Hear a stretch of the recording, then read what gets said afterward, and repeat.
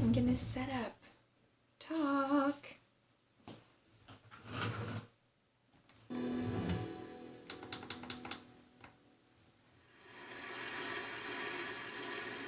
I don't come to you today as an expert. I come to you as someone who has been really interested in how I get better at what I do and how we all do.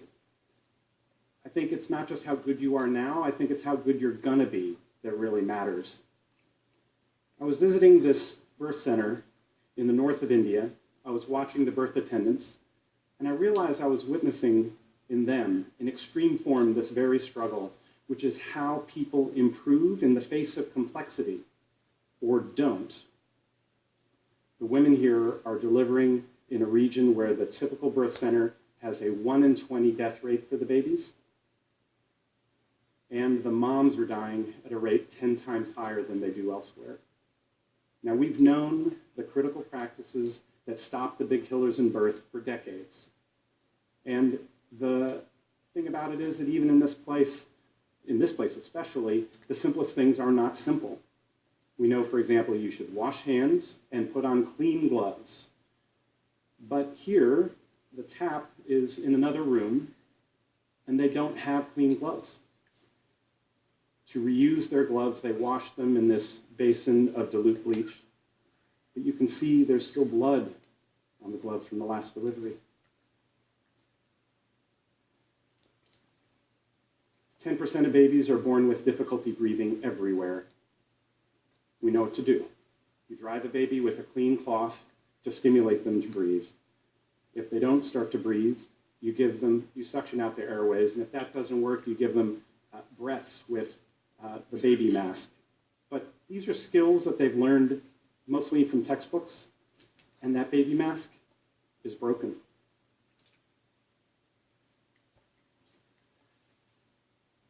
In this one disturbing image for me is a picture that brings home just how dire the situation is. This is a baby 10 minutes after birth, and he's alive, but only just. No clean cloth, has not been dried, not warming skin to skin, an unsterile clamp across the cord. He's an infection waiting to happen, and he's losing his temperature by the minute.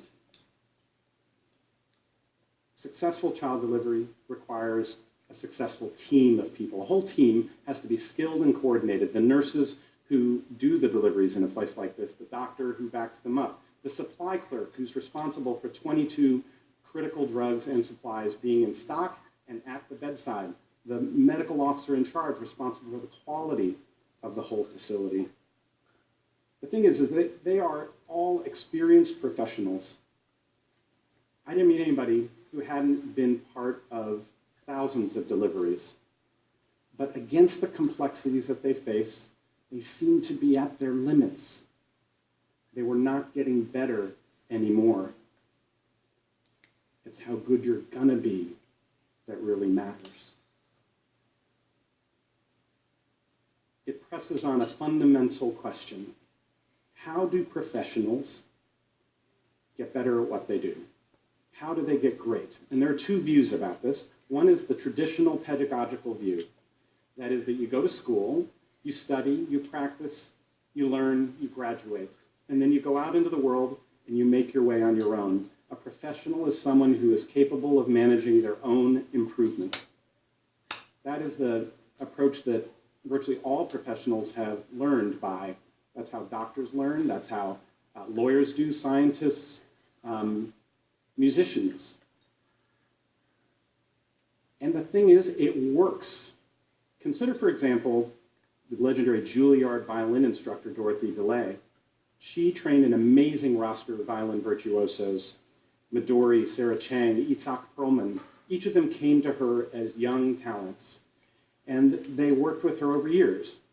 What she worked on most, she said, was inculcating in them habits of thinking and of learning so that they could make their way in the world without her when they were done. Now, the contrasting view comes out of sports. And they say, you are never done. Everybody needs a coach. Everyone, the greatest in the world, needs a coach. So I tried to think about this as a surgeon. Pay someone to come into my operating room, observe me, and critique me. It seems absurd. Expertise means not needing to be coached. So then which view is right? I learned that coaching came into sports as a very American idea. In 1875, Harvard and Yale played one of the very first American rules football games. Yale hired a head coach. Harvard did not. The results? Over the next 3 decades, Harvard won just 4 times. Harvard hired a coach. And it became the way that sports works. But is it necessary then? Does it transfer into other fields? I decided to ask, of all people, Itzhak Perlman. He had trained the Dorothy DeLay Way and became arguably the greatest violinist of his generation. One of the beautiful things about getting to write for The New Yorker is I call people up and they return my phone calls. And Perlman returned my phone call. So we ended up having an almost 2-hour conversation about how he got to where he got in his career. And I asked him, I said, why don't violinists have coaches?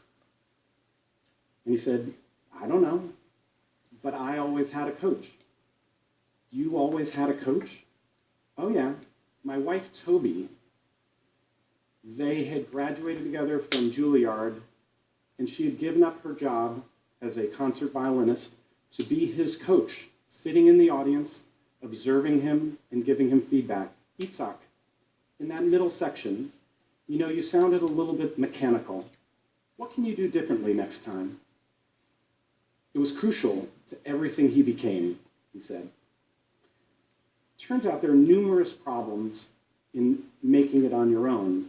You don't recognize the issues that are standing in your way, or if you do, you don't necessarily know how to fix them. And the result is that somewhere along the way, you stop improving.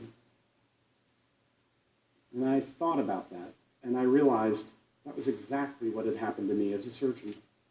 I'd entered practice in 2003, and for the first several years, it was just this steady upward improvement in